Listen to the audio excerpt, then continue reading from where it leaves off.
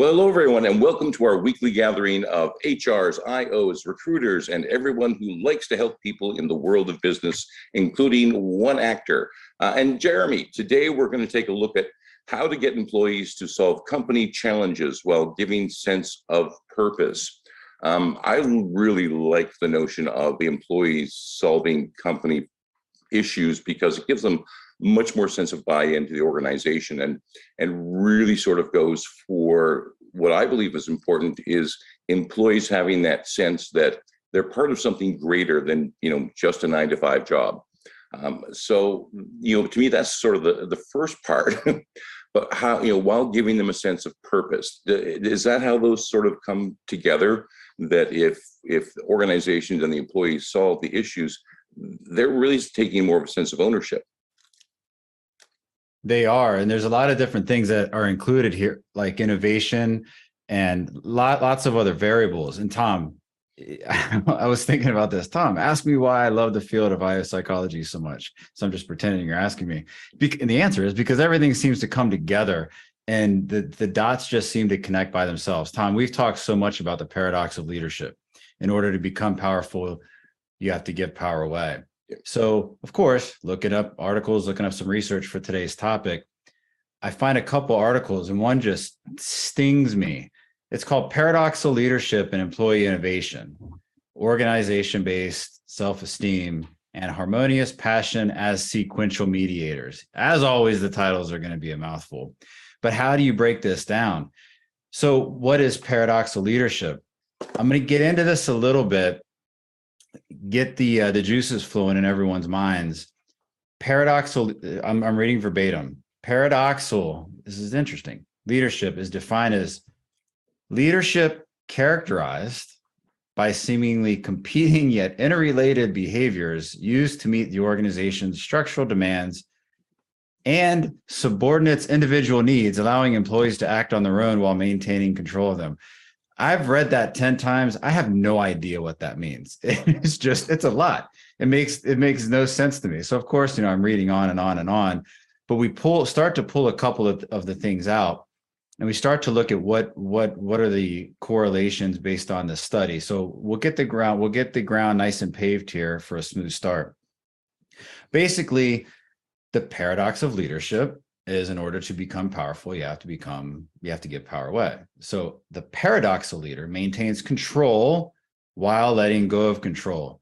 Much easier said than done.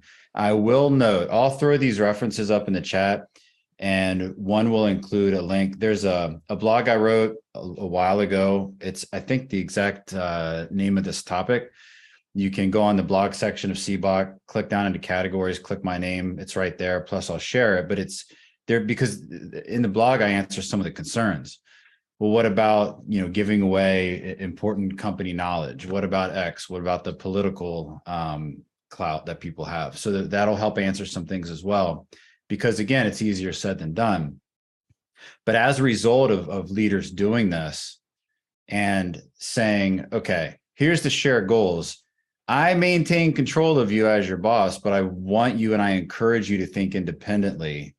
And I want you to have autonomy, and I encourage you to take risks. And even if I encourage you to take risks, I'm going to back you up when things don't go that well, which again is really hard because every boss, they have bosses. So their feet are going to be held to the fire because each person is the captain of their individual ships. So but as a result of this type of paradoxical leadership, I'm reading verbatim here, followers may experience greater work meaningfulness and psychological empowerment and feel safe to engage in innovative behaviors. Duh, right? So if you're being encouraged to take risk and your boss is saying, okay, do that. And I'm going to share a story. Tom, you've heard this story before. I don't know if this is good or bad, Tom, because either you hear me repeat myself a lot and it gets boring, or these stories and examples just become so ingrained. I was at a summit, some kind of a conference, and there was a gentleman that was in my cohort, and he was the owner of this multi-million dollar construction company. And he said what they would do was when they couldn't just figure out a problem, a construction problem, a logistics problem, something really tough. And after all the hot shots went around and they tried to figure it out, eventually they would say, all right, let's bring in the admins and the janitors and everyone. And they would get them all there, get them on the floor and just say, here's the problem. And they would get a lot of their answers from that. So now they're giving, again, title here, giving your employees. Tom, what's the title for today? How to get employees to solve company challenges while giving sense of purpose. Thank you, Tom. So with that title today, and we're staying on track, for example, one of there was something having to do, I'm going to really mess this up with, I don't know, how the crates were loading or something. But one of the admins said, well, my grandmother used to put this concoction together, this adhesive concoction to fix something. And they were able to do that and fix the crates and solve this thousands and thousands of dollar problem with time being just taken away because of this problem and issues in quality control. Because again, they're getting their employees to solve the problems and giving them a sense of purpose in the meantime. And part of this also means it doesn't necessarily have to be the employees on your team. This can be any employees. There's something called quick response teams, so QRTs, where you get people from different levels in an organization and different functions in an organization, because there's a lot of knowledge there, and it helps us from being stuck in our silos and our functional fixedness and our mental sets of how we normally solve problems. And I'll say it again and again, just take 16 people in your organization. You're probably going to have an average of over 100 years of experience, maybe like 70 years of experience just in that company, well over 100, maybe 200 years of actual experience in the workplace, and then hundreds of years of actual life experience. And that's a lot. And when we can branch out and kind of have these fractals of knowledge and of the ability to solve problems, you can solve intense bangers of organizational challenges by doing this. Tom?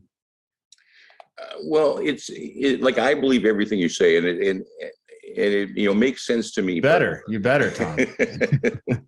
But I've been fortunate enough to spend the last couple of years talking to HR professionals and IO psychologists. But I see organizations all the time where we talk about it. It's like, well, this is common knowledge now. Well, they just haven't heard the message yet. I mean, trying to get employees to solve issues makes a lot of sense, but I still see lots of organizations where the leader feels like they need to solve every single problem, that, they have all this wonderful knowledge that people below them don't have. And even when those people, if they're doing a great job, they get promoted, they're now in, in position of even more leadership, but they're not even allowing the person who they've been cultivating, who's replaced them in that former position, to do the job. They're still micromanaging. Now they've got two jobs. And you get into all of a sudden, there's lots of issues in those organizations. And going this direction with involving people and getting employees who have that frontline knowledge to solve those issues is incredibly smart. But but they ain't hearing it. There is so much need for IO psychologists all through North America, working with organizations and getting them on track, because it does affect their bottom line. But they ain't hearing the message. So how do we bridge that gap and get employees solving problems? Lee, let's go to you. When I was still active duty, I had a civil engineering officer tell me one time. He said he was training a bunch of brand new engineering officers, and he said, "Okay, here's your problem. See that field over there? I need a flagpole in it. How do you do it?" And they started going, "Well, you're going to need to measure this and this much and concrete, whatever else." And he said, "No, that's not how you do it. You say, 'Hey, chief, I need a flagpole in that field there, and one magically appears. He said, you don't have to do it. You just have to know who to tell to do it. And, and I thought that, of course, I was the chief that he would do that to, but, but I thought that was really keen, to say, look, it's not your job. Just let it go. And I don't know, maybe I'm just lazy. I don't know, but I like to bring people in and say, okay, here's a problem. How would you fix it? You brought me a problem, and and some people say, don't bring a problem if you don't have a solution. Well, I mean, that's kind of that's kind of ridiculous, because then nobody's ever going to bring you a problem if they don't know how to fix it. But that's where the conversation starts. Well, what would you do? And you start that conversation, and maybe they have some wild idea. Maybe they've got their grandmother's adhesive recipe. I don't know, but they start just throwing stuff out, and you just take everything. You don't tell them it's dumb. You don't tell them why it won't work. You just take it all, no matter how outlandish it is, and you make them feel safe telling you their ideas, no matter how outlandish it is. And you may have to take a couple of outlandish ideas and do the Ginsu on it and put them together and come out with something workable. But all of a sudden, you have a solution, and one that you may never have thought of. I mean, I've had people bring me stuff, and I'm like, I'm gonna lie, I never would have got that. And it was elegant, and it was efficient, and most importantly, it solved the problem. And the people I made sure they got credit. One thing, because that's a big thing. Because they, why should I give you anything if you're going to take credit for it? So I gave them the credit, and they got the ownership of it, and they took pride in their work. When they would do it, and you go, wow, that's amazing. I never would have thought of that. Man, that's awesome. Hey, boss man, check out what, Bobby over here did. How great is that? And all of a sudden, Bobby's over here with the puffed out chest, and, and a guy who may have been thinking about doing, exercising other options in his life is all of a sudden going, this is where I need to be. So is it about pride, Lee? Because, if I'm a leader and I'm going to do something amazing, but I'm doing it in the fashion that we recommend, people are going to come to me and go, your team is amazing. And I, as a leader, have to go, yes, they're wonderful. They're totally amazing. They're doing a great job.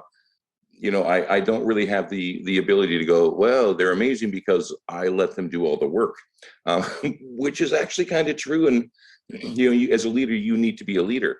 So is it just pride where I want the praise? Well, I mean, you got some pride, you got some ego. There's some natural personality that you have to overcome yourself. Right. Because, and I don't know, this may be more prevalent in men too. You have that ego issue more in men. But you have to overcome that. When I got promoted into a leadership position, my thought was, I don't care about awards for me. I think it looks better if my people got awards. So I give it to that guy. I've already been promoted. Give it to that guy. He did great stuff. And so, yeah, you have to kind of take that step back. And when they go, your team's doing awesome things, you go, yes, they did. Or you just say we, but you don't just go, yeah, I'm the bomb. I did everything. I'm awesome. No, you go, I got some great people. I got some smart people. In fact, I see you got a project coming up. I got this guy over here that I think would really be an asset to that project team. And you spread that wealth, and now you're cross-pollinating, you're increasing knowledge, you're increasing teamwork, you're potentially increasing retention and job satisfaction. And even, something that we don't always take into account is when people say, hey, where do you work? I work for this great organization. And so now we've got advocates and cheerleaders out in the world in our employees, because we made them feel a part of something and we gave them ownership. And they're like, I work for this great company that I really do great things at. Instead of people looking at the help wanted ads for their next position. Linda Ann, let's go to you. I think I've also found it helpful in helping team members expand their thought process.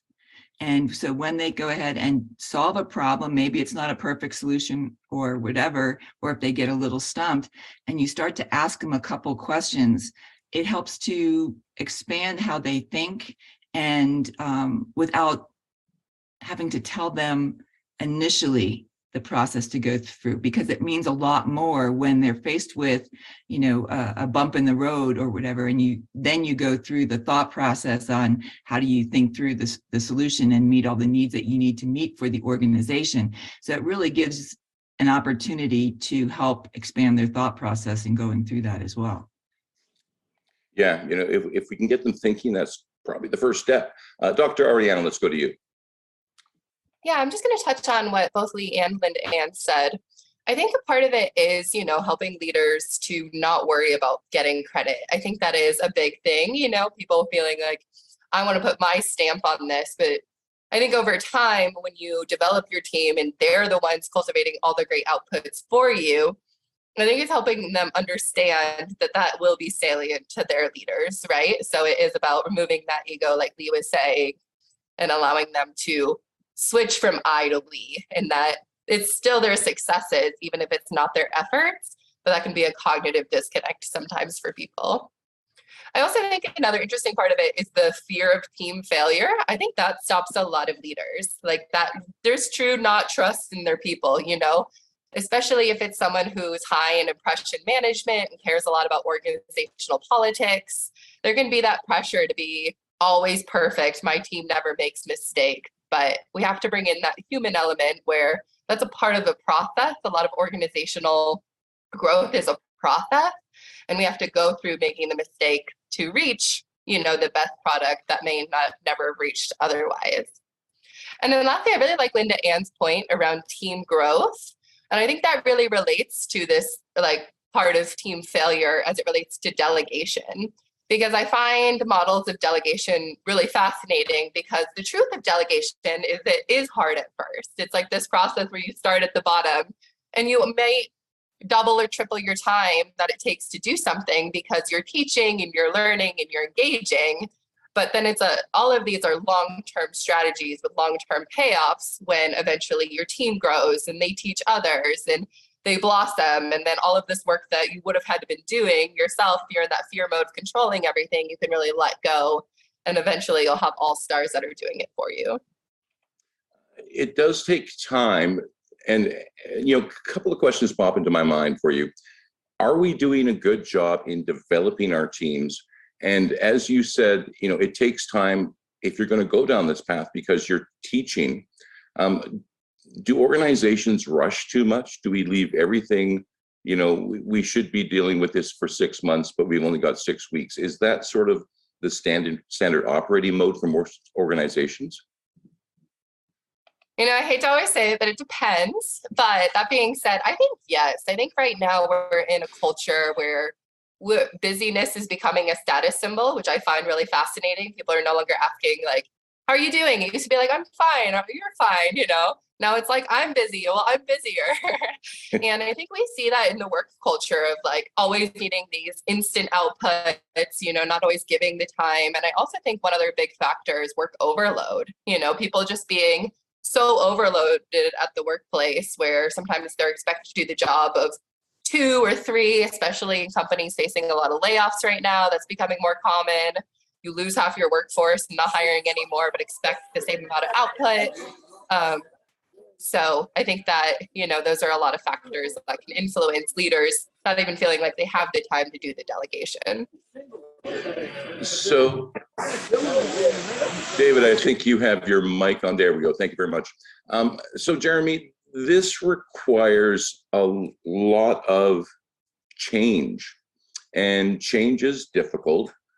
But, even if we look at what's going on right now with remote work, there seems to be lately a lot of pushback. Everyone, not everyone, because most employees want to find some sort of hybrid work if they can. But we're seeing even now, and I don't know if this is happening in the United States yet, but I'm starting to see downtown business associations who are now complaining that, downtown is dying because everyone is now doing remote work, and they're looking for, ways to get people back into the office, where that might not be the solution. It might be a future where we're seeing a lot of downtown, office buildings turned into residential properties. But change is difficult. And this is a great opportunity for change because we've seen so much change in the last few years. But then, then there's the pushback of, we just want to get everyone back in the office. And if you follow that mindset, changes like this are not going to occur. We're not going to see leaders taking advantage of, getting their employees to really get involved with the organization. So how do we open the discussion even?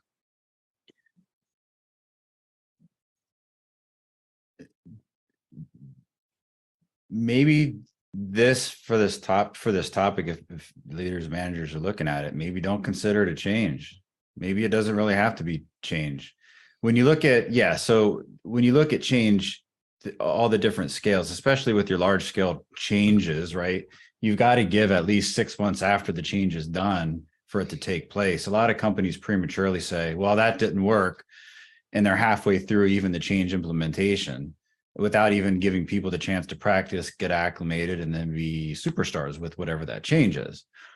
And we look at the scale of what this change is, it comes down to perspective a lot of the times. Is this really change, or is it really just managers, supervisors, leaders saying, I'm going to take it easy on myself. I don't really need to solve all these problems. Why don't I go ask Jack? So it's almost just a problem solving tool, and it's giving everyone a chance to not have to get so deep into the weeds.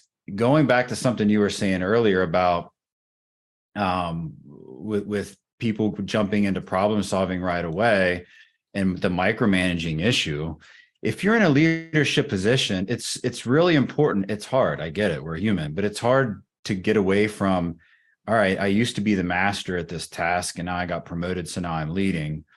You just take your eyes and you focus on the person instead of the task. And that's really it. I'm going to focus on this person, empower them, ask them questions, give them support. It's really the easiest, hardest,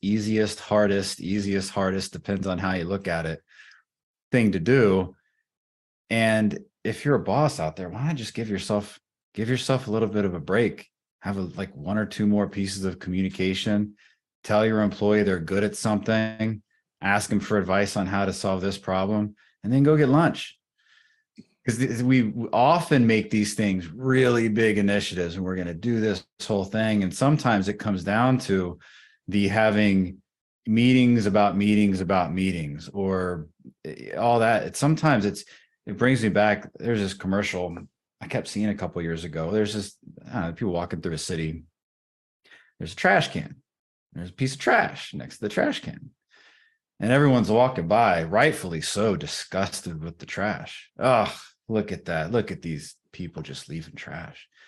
5 people walk by, rightfully so. Oh, look at that trash. Finally, somebody walks by, picks it up, puts it in the trash can. So the first people were the meetings. And the next are the people that are saying, look, yeah, this has changed. Well, why don't we just do something and just act? And it really can be a lot easier than it is. And something you said earlier, again, it brings me back to a quote in a book. I can't remember what book.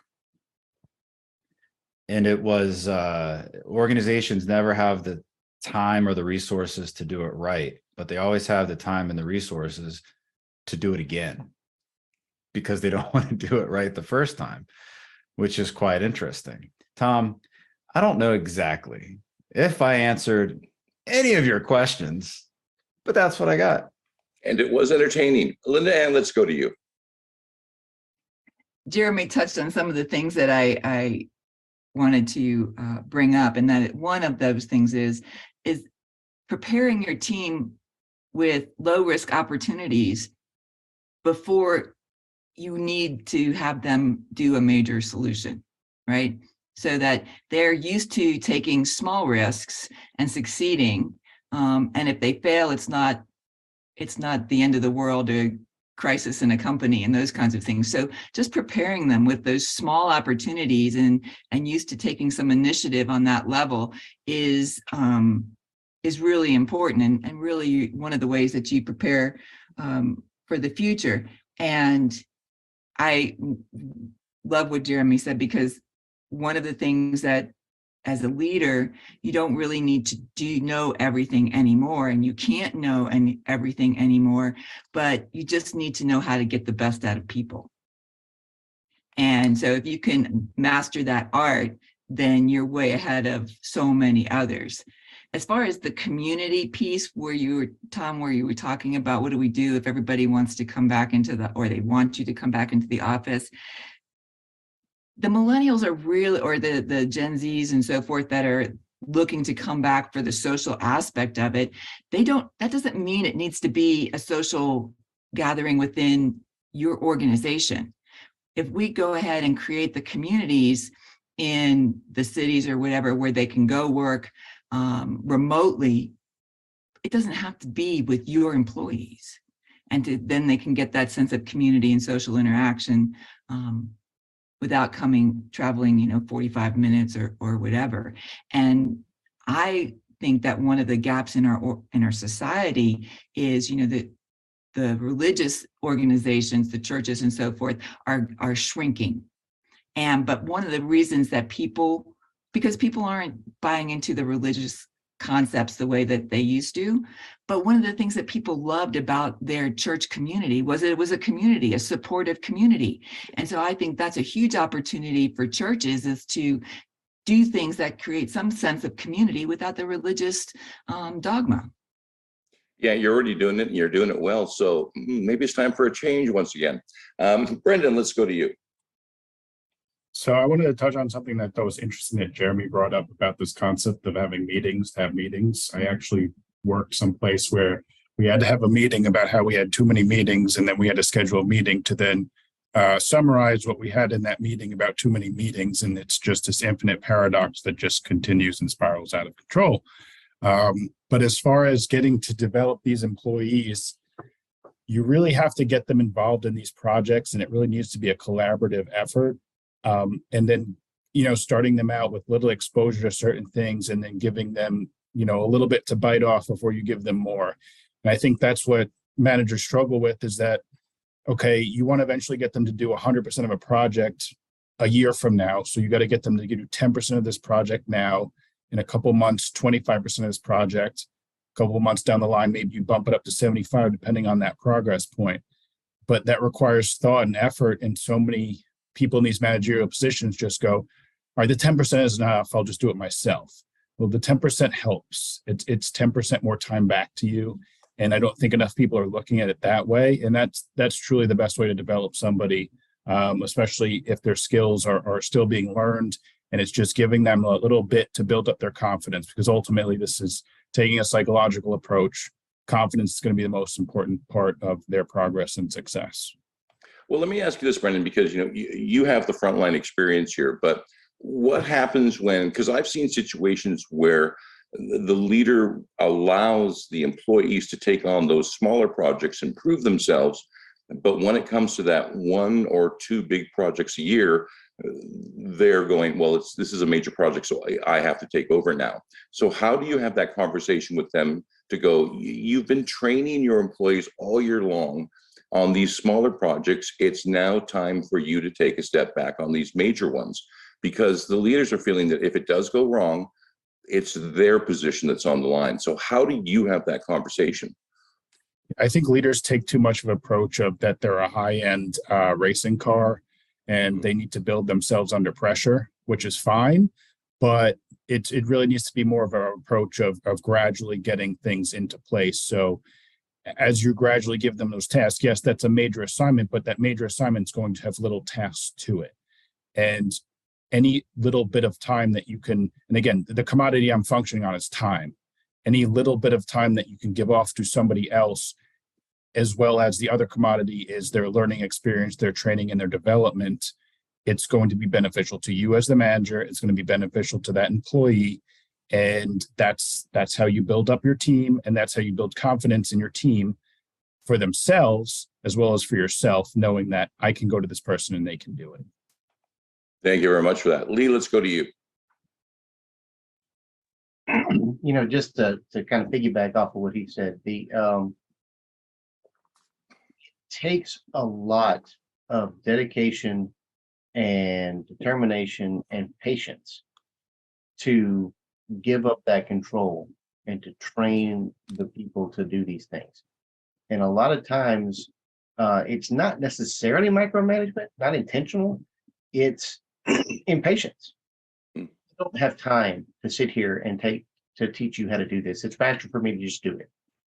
And and there's so many factors in play there, because so now I'm keeping something I could give away, which is increasing my frustration. It's increasing my stress. It's it's increasing my workload, and and probably frustration of, if only somebody else could just do this.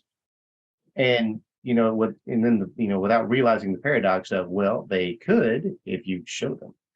And so the patience it takes, because the first time when you teach somebody, the first couple of times, it will be excruciating. It is much slower than you doing it yourself.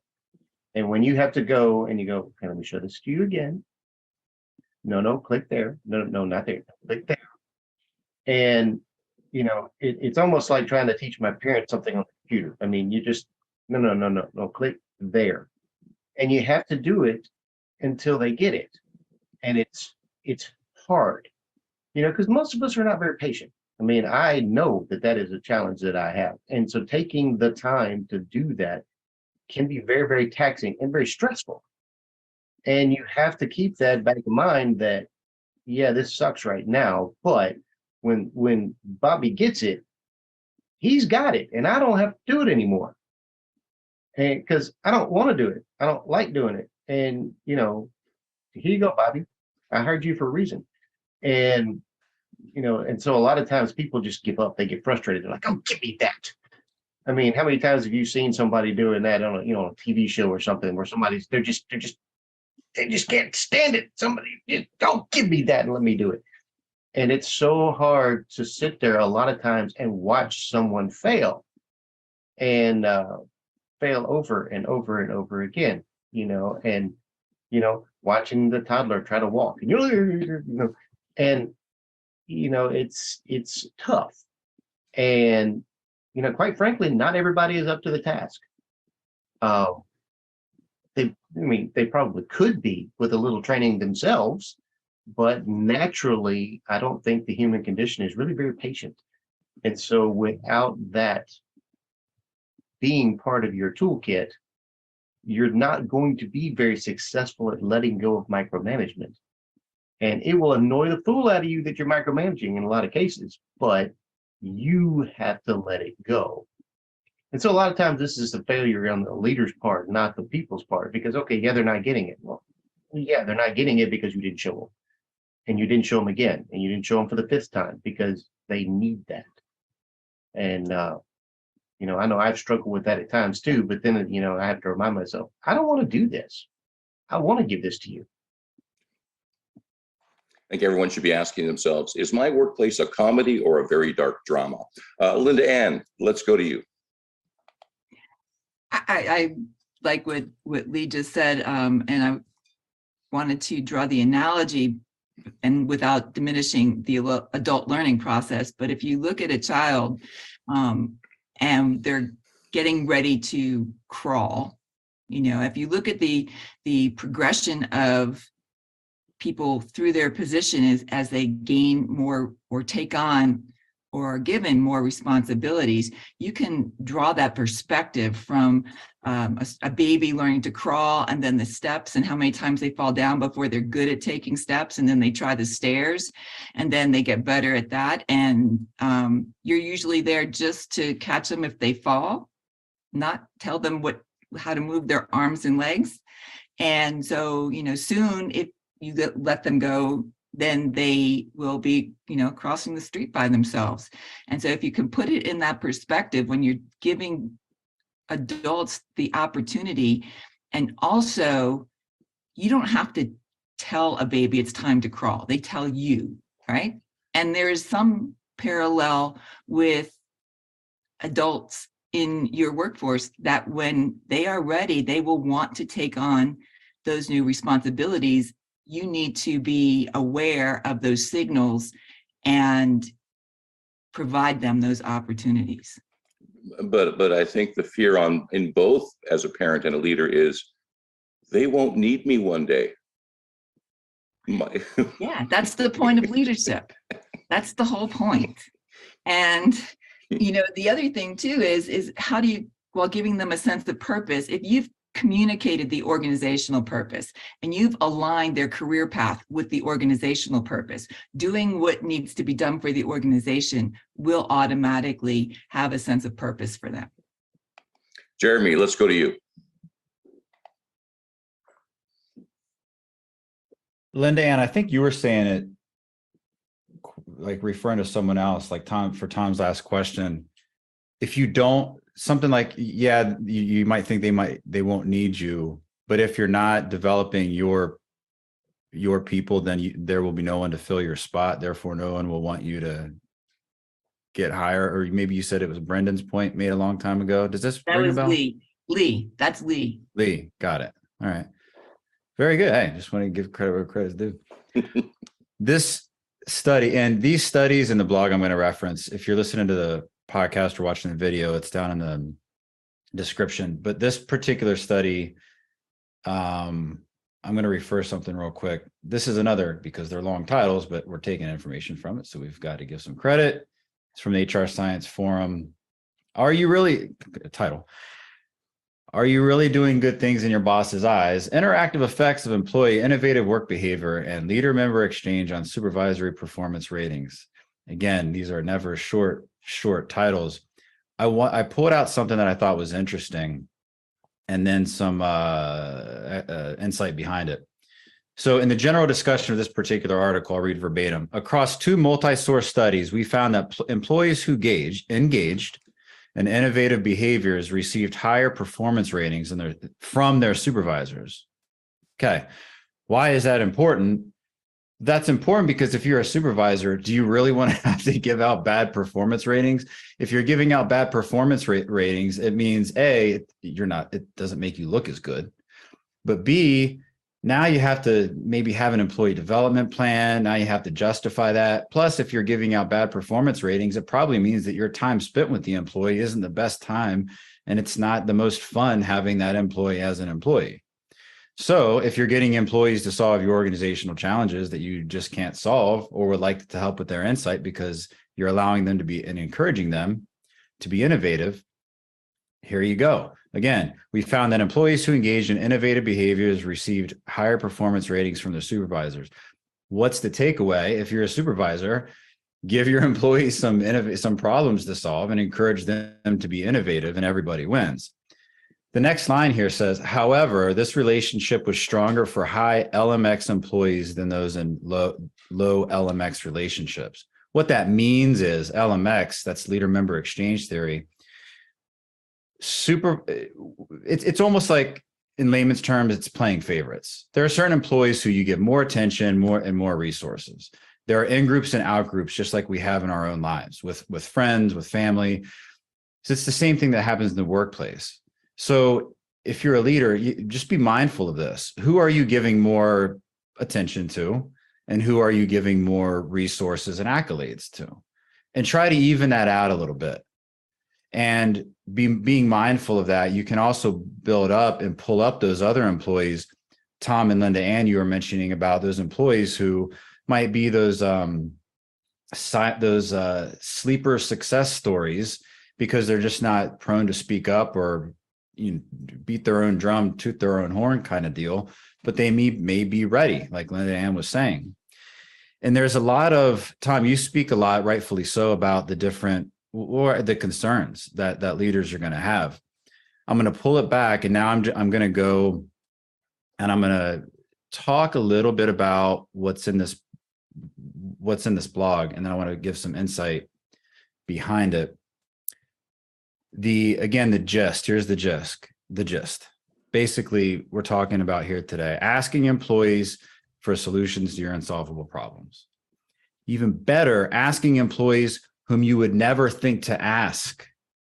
Asking employees who you would never think to ask for your solutions to these unsolvable problems. Now, what are some of the legitimate concerns? We can't take employees off the floor, even like 1 to 3 hours to solve a problem. Even if we could, the scheduling would be too hard. Well, think, how much is this problem really costing you each day, month, or year? It could be $100K a year. I mean, is it something as simple as an employee retention issue? That's a lot. So how much would 3 hours off the floor be for one employee, or even 8 employees, versus these hundreds of thousands of dollars that the problem is actually costing? The other concern, employees that are not being asked might feel slighted. Again, think back to the whole LMX theory, make sure you're not playing favorites. But bottom line is, you can't please everyone.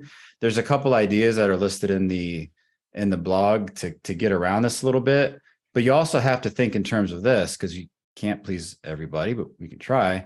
But look, it's going to elevate and motivate those who you do help to choose. So you have to ask yourself, is it better than what you're doing? And will it help some people? How much have you been missing out in terms of the salary that you're paying employees? You would pay employees with all this knowledge, all the skills, all these talents, passions, ambitions, and then they come to work for you, and a lot of that is not being used. It's like what we hear, we only use like 6% of our brain. George Costanza uses 1% of his brain, I guess is what Jerry said.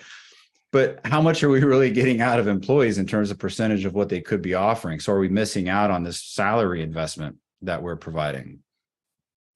Think about the sense of just simply the sense of purpose. Another concern might be, all right, well, what if we ask these employees for solutions and there's no viable solution that they come up with, and maybe it's a waste of time, or maybe they have just really, we think they're stupid ideas. That's likely not going to be the outcome. It's possible, but think about the result, what you do get out of it. How did those employees and the organization benefit simply from the process? Is there more camaraderie? Is there a greater sense of purpose? Are there tighter bonds with these people that you're getting to come together and brainstorm, maybe in forming a quick response team? Is there networking, a boost of morale, energy? Also the concern, won't I be giving up power if I do this? Yes, going back to Kouzes and Posner, authors of the Leadership Challenge, the paradox of power. To become powerful, you have to give power away. Another concern, trade secrets. What if we have to let them in on trade secrets? Great, have them sign an NDA, some kind of confidentiality agreement. You're the closest referee, make that call. Think about political capital, political inner circles in your organizations.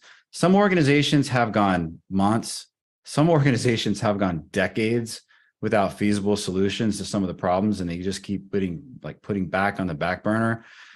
Weigh what political capital you have in the organization, whether or not it would be interesting or feasible or beneficial to spend it on something like this that can have a great impact.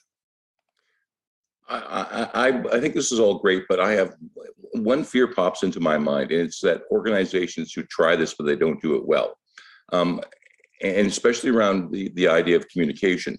So if I all of a sudden am a leader and I'm going to adopt this, and I call my employees, my team into a meeting, and I'm going to go, I'm now going to get you guys to solve all the problems. But I don't really sort of let them in on what's on this new method of why we want to work. It can feel as an employee that what are they doing? First of all, why are we solving their problems? And second of all, this kind of sounds like a way to get us all in trouble and replace us. And you talk a lot about, having those simple conversations, going on to the factory floor, and that if you don't give people information, it creates a void, and people will fill the void with their own thoughts and ideas. So is there best practices on how to do this?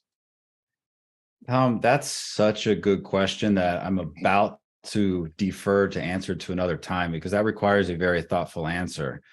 I don't know the answer to that because yes, it can be serious sometimes. If you've got a toxic culture, it can feel like a trap.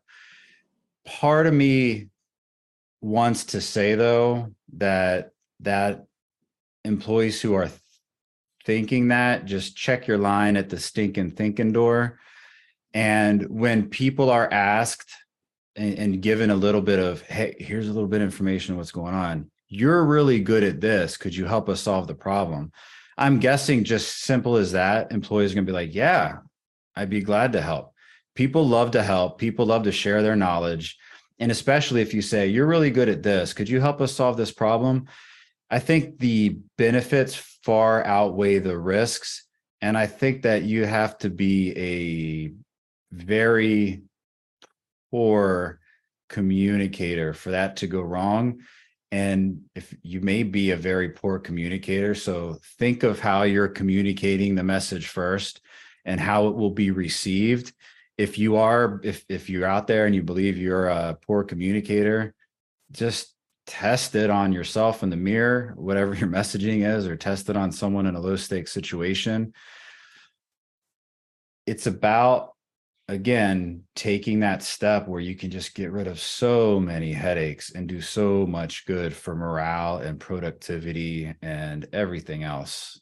But Tom, that's a good question. Back to you. Well, and everyone from my experience thinks they're a brilliant communicator, and it just ain't so. Lee, let's go to you.